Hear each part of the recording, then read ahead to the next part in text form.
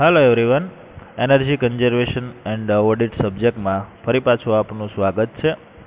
આજે આપણે unit number 2 જે છે energy conservation approach in industries એના જે ટોપિક છે પાવર ફેક્ટર એના વિશે ડિસ્કશન કરીશું. ઇલેક્ટ્રિસિટીની અંદર પાવર ફેક્ટર જે છે એ ખૂબ જ અગત્યનો ભાગ ભજવે છે, બરાબર. તો યુનિટ નંબર 2 ઉદ્યોગની અંદર ઉર્જા સંચયનો અભિગમો.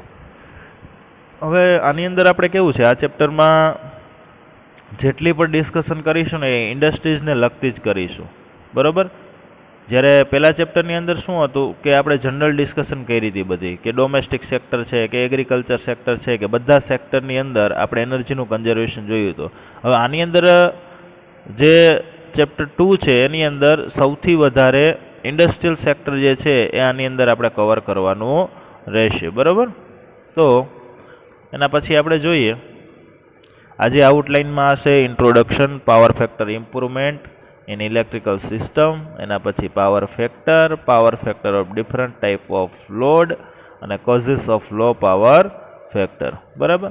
તો સૌથી પહેલાં આપણે એસી સર્કિટની અંદર થર્ડ સેમમાં તમે બધા ભણી ગયા હશે કે પાવર ફેક્ટર કોને કહેવાય. તો પાવર ફેક્ટર જે છે એને અલગ અલગ રીતે તમે દર્શાવી શકો. સૌથી પહેલાં જો પાવર ફેક્ટર આપણે સમજવું હોય તો આપણે એને કહી શકાય cos 5. cos 5 એટલે શું થશે? Power factor. આ કઈ રીતે દર્શાવેલો હોય અને ક્યાં દર્શાવેલો હોય? તો કે કોઈ પણ પાવર એક્ટિવ પાવર હશે એની સાથે હશે. એક્ટિવ પાવર બરાબર V ગુણ્યા I અને અહીંયા આવશે cos 5. આ આપણો સિમ્પલ પાવરનું જે તમે સૂત્ર જ્યારે લખતા હશો ત્યારે એની સાથે હંમેશા cos 5 સંકળાયેલો હોય છે. તો એની અંદર હવે જોઈએ તો cos 5 તો સમજાઈ ગયું કે પાવર ફેક્ટર. તો આની અંદર 5 શું છે? 5 તો કે 5 જે છે એ અહીંયા તમારો જે વોલ્ટેજ હશે એ અને આ કરંટ હશે એ એની વચ્ચેનો કાંઈક એંગલ બનતો હશે. શું હશે? કંઈક વચ્ચે એંગલ બનતો હશે, બરાબર. અને આ એંગલ જે બનતો હશે એની વેલ્યુ તમે અહીંયા 5માં મૂકી દેશો એટલે તમને મળી જશે પાવર ફેક્ટર. હવે આ એંગલ જે છે એ કઈ રીતે તમે નક્કી કરી શકો? એંગલ જે છે હંમેશા સર્કિટ ઉપર આધાર રાખે છે. કેવી સર્કિટ છે? તો કે આર વાળી સર્કિટ છે, R that means resistance. L વાળી સર્કિટ છે કે સી વાળી સર્કિટ છે, એના ઉપર ડિપેન્ડ કરે છે. માની લો એક એક્ઝામ્પલ લઈએ કે આર વાળી સર્કિટ હોય પ્યોરલી રેઝિસ્ટિવ કહેવાય, અને શું કહેવાય? Purely resistive. આવી સર્કિટ હશે તો એના માટે આપણે વી અને આઈનો એંગલ ખબર હોવી જોઈએ. ત્યાં વી અને આઈનો એંગલ જે છે એ હશે આપણો 0. તો cos 5માં આપણે મૂકી દઈએ વેલ્યુ, અહીંયા 5 બરાબર 0 મૂકો તો આપણે પાવર ફેક્ટર મળે છે 1. એવી જ રીતે એલ લેશું તો અલગ મળશે અને સી લેશું તો અલગ મળશે. તમારે કમેન્ટ બોક્સની અંદર કમેન્ટ કરવાની હશે કે એલ અને સી જે છે સર્કિટ લેશું ત્યારે પાવર ફેક્ટર કેટલો મળે છે. ખાસ જે છે ક્વેશ્ચન નોટ કરી લેજો કે જ્યારે પ્યોરલી ઇન્ડક્ટિવ સર્કિટ અથવા પ્યોરલી કેપેસિટિવ સર્કિટ હશે ત્યારે તમારે પાવર ફેક્ટર કેટલો મળે છે. બધાએ કમેન્ટ કરવી ફરજિયાત છે. હું ત્યાં તમારા બધાનું એનાલિસિસ કરી લઈશ કે તમે વિડીયો જોવો છો કે નહીં, બરાબર. ચલો હવે આપણે અહીંયા જોઈ લઈએ ઇન્ડસ્ટ્રીઝ જે છે ફિલ્ડ, એમાં ઇલેક્ટ્રિકલ એનર્જીનો વ્યાપક પ્રમાણમાં ઉપયોગ થાય છે. સૌથી વધારે ઇલેક્ટ્રિસિટી જો યુઝ થતી હોય તો એ છે ઇન્ડસ્ટ્રીઝ. આ ફિલ્ડની અંદર શું હોય કે એનર્જીના કન્ઝર્વેશનની પૂરતી તકો છે. એનર્જી કન્ઝર્વેશન જે છે એ સૌથી વધારે ત્યાં જ કરી શકે. શું કામ? કે ત્યાં જ નંબર ઓફ ઇલેક્ટ્રિકલ ઇક્વિપમેન્ટ જે છે યુઝ થતા હોય છે. એમાં પછી આપણે જોઈએ તો આ યુનિટમાં આપણે ઉદ્યોગોમાં એનર્જી કન્ઝર્વેશન માટેની રીત, જેમ કે પાવર ફેક્ટર સુધારણા એ આપણે જોવાનું રહેશે. લાઇટનિંગની ડિઝાઇન કેવી રાખવી એ આપણે જોવાનું રહેશે. એનર્જી એફિશિયન્ટ લાઇટ સોર્સ જે છે ઉપયોગ એનો કરવો એના વિશે ડિસ્કશન કરશું. એનર્જી એફિશિયન્ટ મોટરનું આપણે જોવાનું છે. પછી મોટરના કંટ્રોલ જે છે એમાં યુનિટમાં જે હીટ લોસનો ઘટાડો કઈ રીતે કરીએ એ જોવાનું છે. પામ મોટર જે છે એ આપણે જોવાનું છે. ટ્રેક્શન સિસ્ટમ જે છે એની અંદર એનર્જીનું સેવિંગ કઈ રીતે કરી શકાય એ જોશું. અને ઇન્ડસ્ટ્રીયલ ડ્રાઈવ માટે આપણે ઇલેક્ટ્રોનિક કંટ્રોલ કેવો ઉપયોગ કરીએ, આ બધા ટોપિકનું આજે આપણે હવે આ ચેપ્ટરની અંદર ડિસ્કશન કરવાનું રહેશે. તો સૌથી પહેલાં આપણે જોઈએ તો ઇલેક્ટ્રિકલ સિસ્ટમમાં પાવર ફેક્ટર સુધારણા. Power factor improvement in electrical system. સિસ્ટમના પાવર ફેક્ટરમાં સુધારો કરવાથી પણ ઘણી એનર્જીનો બચાવ કરી શકાય છે. પાવર ફેક્ટરમાં જો સારામાં સારો પાવર ફેક્ટર રાખીએ તો એનર્જીનો લોસ જે છે એ ઓછો થાય છે. આવું શું કામ? તો કે જ્યારે તમે પાવર P બરાબર VI cos 5 લ્યો અને આની અંદરથી તમે cos 5 ને કરતા બનાવશો તો કરંટ જે છે ઇન્વર્સલી પ્રોપોર્શનલ થશે. થાય ને? હવે તમે પાવર ફેક્ટરની વેલ્યુ વધારી દેશો એટલે કરંટની વેલ્યુ શું થશે? ઘટી જશે. કરંટની વેલ્યુ ઘટી જાય છે જેથી લોસ ઘટી જાય છે. બરોબર, આવી રીતે એનર્જીનું કન્ઝર્વેશન થઈ શકે છે. ચાલો હવે આપણે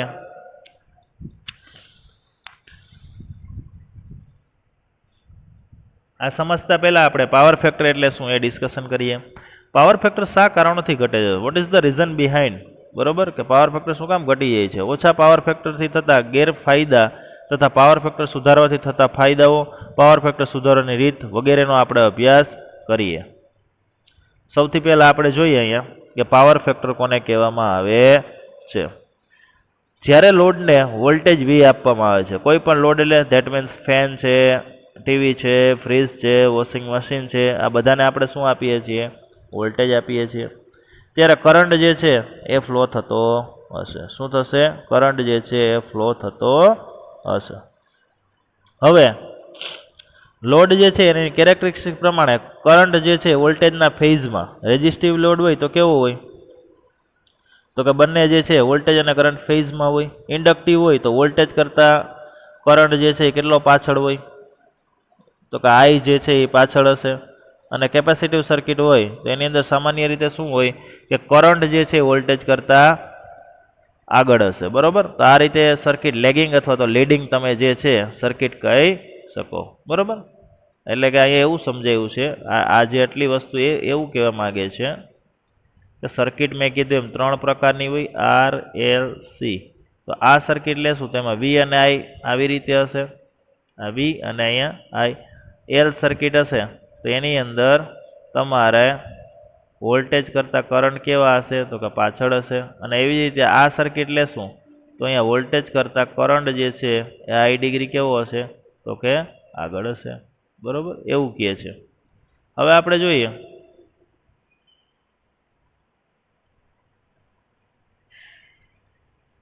તો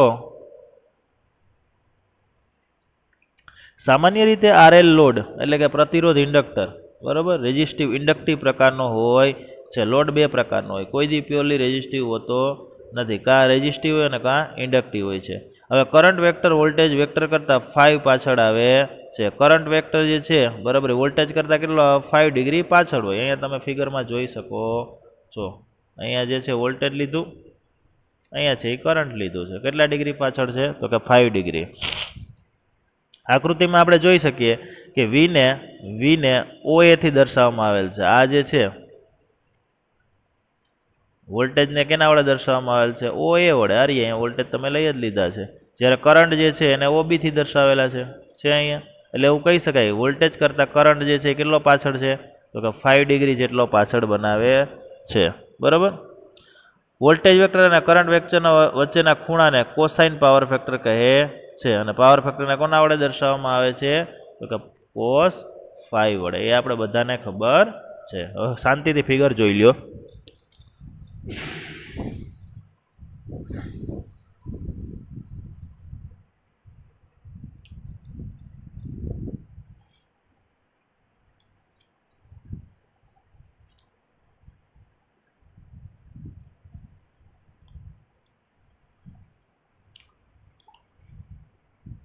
ચાલો હવે આગળ વધીએ. કરંટના કમ્પોનેન્ટ બે છે. એક કમ્પોનેન્ટ જે છે I cos 5 છે અને બીજો કમ્પોનેન્ટ જે છે I sin 5 છે. કરંટના કેટલા કમ્પોનેન્ટ છે? I cos 5 અને બીજો છે I sin 5. હવે I cos 5 જે છે એને ક્યાં દર્શાવેલો છે? જોવજો ફિગરમાં. I cos 5 અહીંયા જોઈએ આપણે.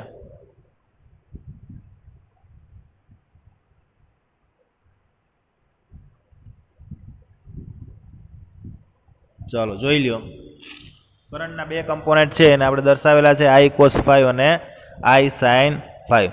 I cos ફાઈવ જે છે એને કોના વડે દર્શાવવામાં આવેલો છે? તો કે OC વડે દર્શાવેલો છે. જ્યારે કરંટનો બીજો કમ્પોનેન્ટ જે છે એને કોના વડે દર્શાવવામાં આવેલો છે? તો કે CB વડે દર્શાવેલો છે. બરોબર, એટલે વાંચો અહીંયા કે કરંટ વેક્ટરના બે કમ્પોનેન્ટ લઈ શકાય. એક કમ્પોનેન્ટ વોલ્ટેજ વેક્ટરના ફેઝમાં છે, એ કમ્પોનેન્ટ I cos ફાઈવ છે, એને OC થી દર્શાવેલો છે. જ્યારે બીજો કમ્પોનેન્ટ જે છે એક્ટિવ કમ્પોનેન્ટ અથવા તો ઇન ફેઝ કમ્પોનેન્ટ કહે છે, જે પાવર ફેક્ટર માટે શું છે? જવાબદાર છે. આ કમ્પોનેન્ટ જે છે ને મેન ઇન ફેઝમાં, એને આપણે પાવર ફેક્ટર માટે જવાબદાર કહી શકીએ. જ્યારે બીજો કમ્પોનેન્ટ જે છે વોલ્ટેજ વેક્ટરને લંબ દિશામાં એટલે કે પરપેન્ડિક્યુલર છે, એટલે એને નામ આપવામાં આવ્યું છે I sin ફાઈવ છે. તેને શું કહેવાય? રિએક્ટિવ અથવા તો ક્વોડ્રેચર કમ્પોનેન્ટ કહેવામાં આવે છે. અને તેને કયા વેક્ટરને CB થી દર્શાવેલો છે? ક્યાંના વડે દર્શાવેલો છે?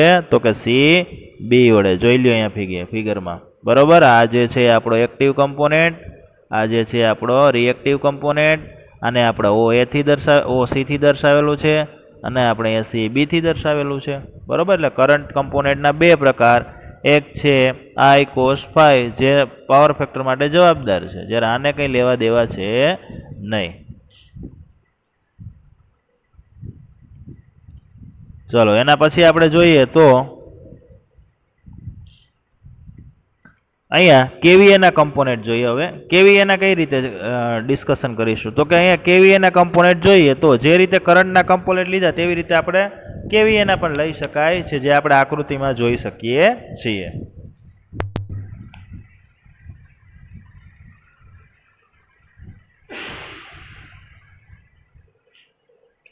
અહીંયા તમે આકૃતિમાં જોઈ શકો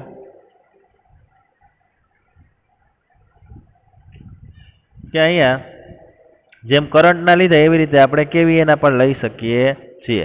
કેવીએ મલ્ટીપ્લાય કરી દો, કેવીએ કોસ ફાઈવ કરી દીધો, અહીંયા કેવીએ સાઇન ફાઈવ કરી દીધું. બરોબર, I કાઢી નાખ્યા.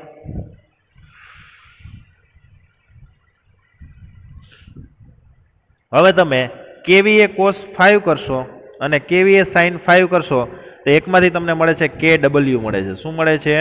KW. અહીંયા તમે જોઈ શકો, અહીંયા KW મળે છે, અહીંયા તમને મળે છે KVR. કેવીએ મલ્ટીપ્લાય કરશો એટલે બે કમ્પોનેન્ટ જનરેટ થયા, એક KW અને એક બીજો KVAR. હવે કેવીએનો એક કમ્પોનેન્ટ ઇન ફેઝ કમ્પોનેન્ટ અથવા એક્ટિવ કમ્પોનેન્ટ કહેવાય છે, અને કોના વડે દર્શાવેલ છે? તો કે OC થી દર્શાવેલ છે. આ બહુ સિમ્પલ, અહીંયા OC થી દર્શાવેલ છે. તેની કિંમત કેવીએ કોસ ફાઈવ બરાબર શું લઈ શકીએ? KW લઈ શકીએ. બરાબર, ચાલો હવે આગળ વધીએ. આપણે કેવીએનો બીજો કમ્પોનેન્ટ છે, એને રેફરન્સ કરતાં કેટલો લેવામાં આવેલો છે? તો કે 90 ડિગ્રી છે, અને એ કમ્પોનેન્ટને આપણે CB થી દર્શાવેલો છે. બરાબર, અને એનાથી આપણને શું મળે છે? તો કે કેવીએ સાઇન ફાઈવ બરાબર KVAR મળે છે. બરાબર, આમ પાવર P બરાબર આપણને શું મળે છે? 1 મળે છે.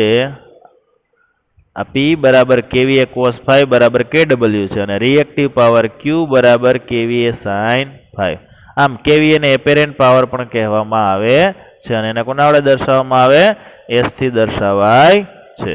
બરોબર, તો આમ થઈ ગયું એક્ટિવ પાવર, એપેરેન્ટ પાવર અને રિએક્ટિવ પાવર, એવું તમને મળે છે. બરોબર, હવે જોઈએ તો આના ઉપરથી પાવર ફેક્ટર બરાબર તમને શું મળે? Active power divided by apparent power. Active પાવરનું ઇક્વેશન શું છે? કેવીએ કોસ ફાઈવ, એટલે આપણો એક્ટિવ પાવર. જ્યારે એપેરેન્ટ પાવરનું સૂત્ર શું છે? તો કે અહીંયા આપણે મળે છે KVA.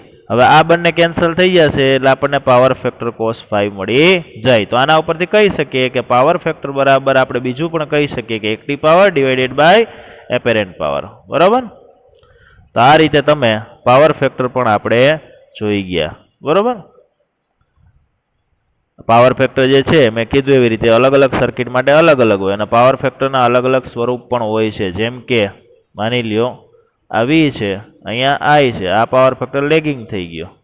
બીજું આપણે જોઈએ, માની લ્યો કે અહીંયા V છે, અહીંયા I લઈ લઈએ તો આ લીડિંગ કહેવાય. કરંટ જો છે પાછળ ચાલુ થતો હોય તો લેગિંગ કહેવાય, અને આગળથી ચાલુ થતો હોય તો લીડિંગ કહેવાય. અને જો એક જ પોઈન્ટ ઉપર હોય તો એને શું કહેવાય?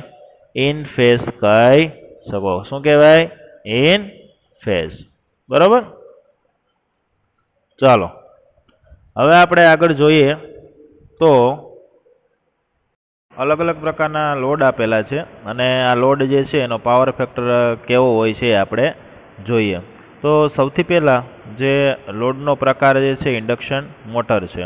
તો આ ઇન્ડક્શન મોટર હશે એનો પાવર ફેક્ટર કેટલો હશે તો કે 0.5થી લઈ અને 0.85. ઇન્ડક્શન મોટર જે છે એસી મોટર છે એટલે જેવા એના રેટિંગમાં કંઈ ચેન્જીસ આવશે અથવા એના ટાઈપમાં કંઈ ચેન્જીસ આવશે તો પાવર ફેક્ટરમાં થોડુંક વધઘટ થઈ શકે છે. અને લોડનો પ્રકાર કયો કહેવાય છે હવે એના પછી આપણે જોઈએ તો ફ્રેક્શનલ એચપી મોટર. ફ્રેક્શનલ એટલે ખૂબ જ નાની એચપી મોટર હોય તો એનો પાવર ફેક્ટર કેટલો હશે તો 0.4થી લઈ અને 0.75 આ જે છે એ પાવર ફેક્ટર તમને મળશે.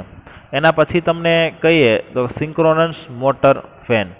સિંક્રોનસ મોટર જે છે એનો પાવર ફેક્ટર કેવો હશે તો કે લેગિંગથી શૂન્ય હોય, લેગિંગે હોય અને શૂન્ય લીડિંગ પણ હોય. આ રીતે તમને ઘણીવાર એક્ઝામમાં પૂછાઈ શકે કે સિંક્રોનસ મોટર જે છે કયા પાવર ફેક્ટર ઉપર ચાલે છે. તો તમારે એવું કહી શકવું પડે કે સિંક્રોનસ મોટર જે છે દરેક પાવર ફેક્ટર ઉપર ઓપરેટ થાય છે. એનો પાવર ફેક્ટર જે છે એ બદલાતો રહે છે, જેવી જરૂરિયાત એવો પાવર ફેક્ટર. બરાબર.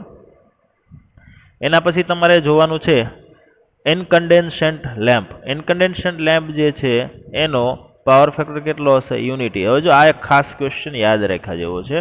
ઘણીવાર તમને એમસીક્યુ એક્ઝામ હોય ને એની અંદર પૂછી શકે કે કયો એવો લેમ્પ જે છે કે જેનો પાવર ફેક્ટર યુનિટી હશે. હવે તમે આ બધા નોટ કરી લેશો ને ત્યારે માત્ર યુનિટી હોય ને એવો એક લેમ્પ છે એ ઇનકેન્ડેન્સન્ટ લેમ્પ, જે આપણો રેડ કલરનો લેમ્પ આવે છે ને એવું શું કામ થાય છે, એનો શું કામ યુનિટી, આ બીજા એક શું કામ નહીં? કેમ કે ઇનકેન્ડેન્સન્ટ લેમ્પ જે છે પ્યોરલી રેઝિસ્ટિવ છે. કેવો છે? Purely resistive. એનો ફિલામેન્ટ જ એની અંદર એક હોય છે જે ખૂબ જ રેઝિસ્ટિવ હોય, એટલે તો એની અંદર હીટ એટલી બધી પ્રોડ્યુસ થાય છે કે એ લેમ્પ જો તમારે 5 થી 7 મિનિટ ચાલુ રહી જાય ને તો ભાઈ તમે એને ટચ કરો ને તો ખૂબ જ હીટ પ્રોડ્યુસ કરતો હોય છે. બરાબર. તો ઇનકન્ડેન્સન્ટ લેમ્પ એક એવો લેમ્પ છે કે જેનો પાવર ફેક્ટર કેવો છે યુનિટી છે. એના પછી ફ્લોરોસેન્ટ લેમ્પ જે છે એનો પાવર ફેક્ટર છે 0.6થી લઈ અને 0.8. બરાબર. એના પછી આપણે જોઈએ નિયોન સાઇન લેમ્પ જે છે એનો પાવર ફેક્ટર જે છે 0.4થી લઈને 0.8. હવે આ જે છે ને એટલું આપણે ડિસ્કશન કર્યું ને એમાં તમારે એપ્રોક્સિમેટલી પાવર ફેક્ટર લખી નાખવાનો. આ બધી વસ્તુ યાદ રાખવાની એક્ઝામની અંદર.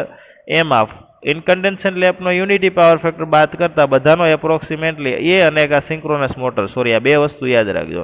એના સિવાયનો બધાનો તમારે 0.5થી લઈ 0.85 લખી નાખશો એટલે ક્યાંય ખોટું પડશે નહીં. બરાબર. એના પછી આવશે આર્ક લેમ્પ.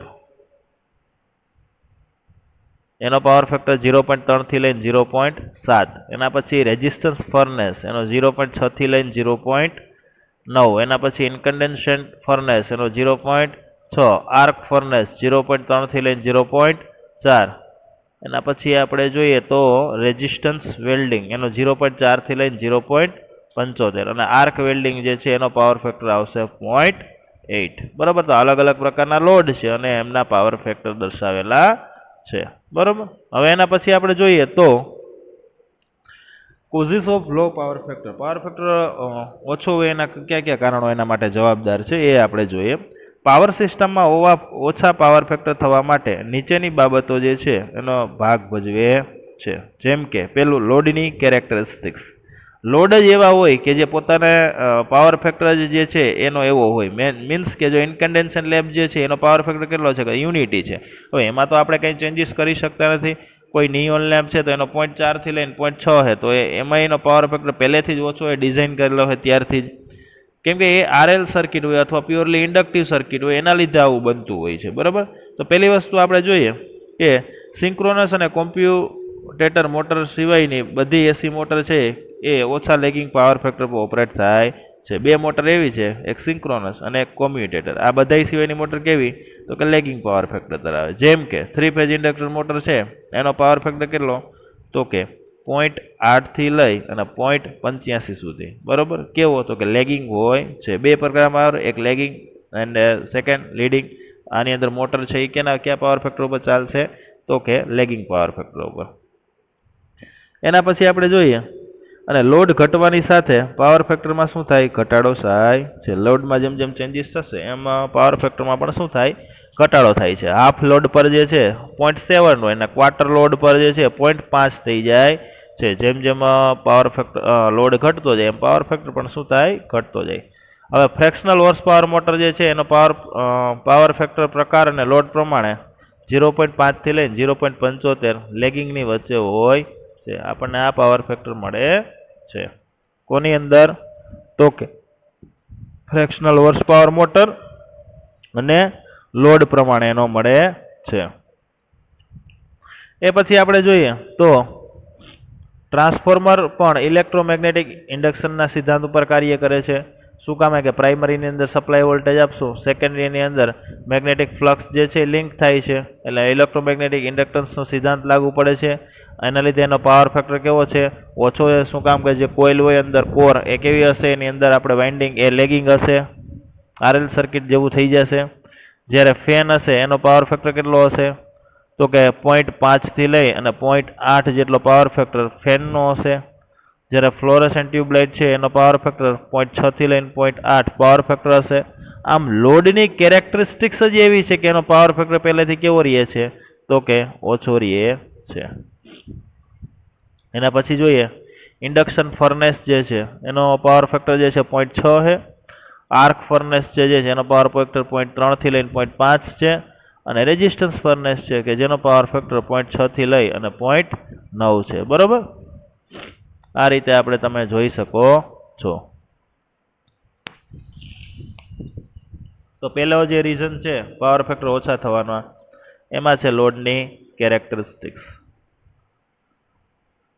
હવે આપણે જોઈ જઈએ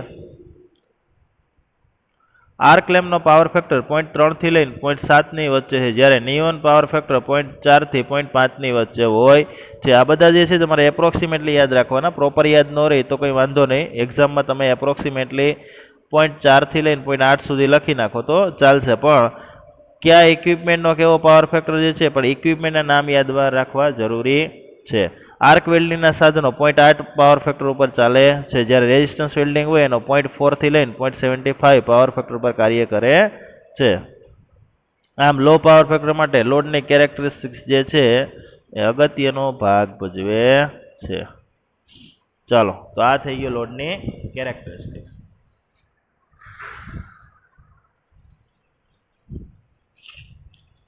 હવે આપણે જોઈએ સિસ્ટમ વોલ્ટેજમાં વધારો કરવાથી, બરાબર, ઓફ પીક પીરિયડ દરમિયાન પાવર સિસ્ટમના લોડનો ઘટાડો થાય છે. જ્યારે જરૂરિયાત ન હોય, પીક કન્ડિશન ન હોય ત્યારે શું થાય? લોડમાં ઘટાડો થતો હોય છે. ત્યારે સિસ્ટમ વોલ્ટેજમાં વધારો થાય. સિસ્ટમ વોલ્ટેજમાં શું થાય છે? વધારો થાય છે. આ વોલ્ટેજના વધારાના કારણે ટ્રાન્સફોર્મર છે, ઇન્ડક્શન મોટર છે વગેરે મેગ્નેટાઇઝિંગ કરંટમાં શું થાય? વધારો થાય છે. આથી રિએક્ટિવ કમ્પોનેન્ટ વધે છે અને પાવર ફેક્ટરમાં ઘટાડો થાય છે. રિએક્ટિવ કમ્પોનેન્ટ જે છે એ તમારો શું થશે? વધી જાય છે. બરાબર, cos 5 જે છે, બરાબર, એના લીધે શું થઈ જાય છે? ઘટી જાય છે. બરાબર, શું કામ કે cos 5 બરાબર active power divided by apparent power. હવે આ જે છે આ એક્ટિવ પાવર જે છે હકીકતમાં આપણે યુઝફુલ કરીએ છીએ. હવે થશે શું? તો કે પાવર ફેક્ટર P બરાબર આ રીતે હોય, VI cos 5 હોય, એમાં cos 5 કરતાં બનાવવાના વોલ્ટેજની વેલ્યુ જે છે એમાં શું થશે? વધી જાય એટલે શું થશે? આપણે cos પાવર ફેક્ટર છે એ ઘટી જાય છે. તો આમ સિસ્ટમ વોલ્ટેજના વધારા સાથે પાવર ફેક્ટરમાં ઘટાડો થાય. શું કામ કે બોથ આર ઇન્વર્સલી પ્રોપોર્શનલ. એના પછી આપણે જોઈએ તો ઇન્ડક્શન મોટરનું અવ્યવસ્થિત મેન્ટેનન્સ. ઇન્ડક્શન મોટરના મેન્ટેનન્સમાં અમુક મુદ્દાનો ખ્યાલ જો ન રાખવામાં આવે તો પાવર ફેક્ટરમાં ઘટાડો થાય છે. કયા કયા મુદ્દા એવા છે કે જેના કારણે ઇન્ડક્શન મોટરમાં જે છે પાવર ફેક્ટરમાં ઘટાડો થાય? તો કે પહેલો જે ટોપિક છે રોટર અને સ્ટેટર વચ્ચેનું એર ગેપ વધી જાય. એક સ્ટેટર હોય અંદર અને એક રોટર હોય, જે તમે થર્ડ સેમ DCMT-માં ભણી ગયા હશો. એની વચ્ચે એક એર ગેપ હોય. જો એર ગેપ જેટલો વધારે તો મેગ્નેટાઇઝિંગ કરંટ શું થાય? વધારે. મેગ્નેટાઇઝિંગ કરંટ વધે તો મેગ્નેટાઇઝિંગ કરંટ અને પાવર ફેક્ટર એ પાછા બે ઇન્વર્સલી પ્રોપોર્શનલમાં છે. તો મેગ્નેટાઇઝિંગ કરંટ વધે, પાવર ફેક્ટર ઘટાડો થાય છે. અથવા મોટરનું શું કરવું પડે? રિવાઇન્ડિંગ કરવામાં આવે છે. ત્યારે જોઈતા ગજનો વાયર જો વાપરવાના બદલે પાતળા ગેજનો વાયર આપણે વાપરીએ તો પણ આપણે શું થશે કે પાવર ફેક્ટરમાં ઘટાડો થઈ શકે. બરાબર, એ પછી આપણે જોવાનું છે સાધનોનું ઓવર રેટિંગ. લોડના પ્રમાણમાં ઇન્ડક્શન મોટર વધારે રેટિંગવાળી વાપરીએ તો ઇન્ડક્શન મોટર પર લોડ ઓછો થાય છે, તેથી તે ઓછા પાવર ફેક્ટર પર ચાલે છે. ઘણીવાર શું થતું હોય છે કે આપણે લોડ ઓછો હોય બરાબર, તો મોટર જે છે એ પાર્ટ લોડ પર ચાલે રાખે, ફૂલ લોડને બદલે કેમાં ચાલે? પાર્ટ લોડ ઉપર. આને કારણે પણ આપણે પાવર ફેક્ટરમાં ઘટાડો થાય છે. તો આમાં તમે સિમ્પલ કહી શકો કે કોઝિસ ઓફ લો પાવર ફેક્ટરની અંદર પહેલું જે મહત્વનું અને ખૂબ જ ઇમ્પોર્ટન્ટ રીઝન જે છે એ લોડની કેરેક્ટરિસ્ટિક્સ. લોડ જ એવો ડિઝાઇન કરી દીધો કે જેનો પાવર ફેક્ટર ઓછો જ મળવાનો હોય. એના પછી આપણે જોઈએ તો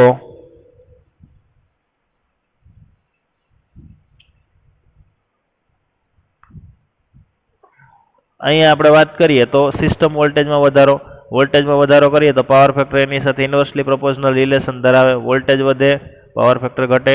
એના પછી આપણે જોઈએ તો મોટરનું અવ્યવસ્થિત મેન્ટેનન્સ જોયું બરાબર, અને એના પછી ફાઇનલ જે આપણે જોયું એ છે સાધનોનું ઓવર રેટિંગ. તો આ 4 કારણોના કારણે પાવર ફેક્ટરમાં સતત શું થાય છે? ઘટાડો જોવા મળે છે બરાબર. હવે નેક્સ્ટ ટોપિકની અંદર આપણે પાવર ફેક્ટરને કઈ રીતે ઇમ્પ્રૂવ કરી શકીએ અને ઇમ્પ્રૂવ કર્યા પછી એના કયા કયા ફાયદા છે, અને જો ઓછો પાવર ફેક્ટર હશે તો એના કયા કયા ગેરફાયદા છે, અને આ પાવર ફેક્ટર જે છે કઈ કઈ વધારી રીતે એની મેથડના જે છે આપણે ડિસ્કશન કરવાનું રહેશે. ચાલો, થેન્ક યુ.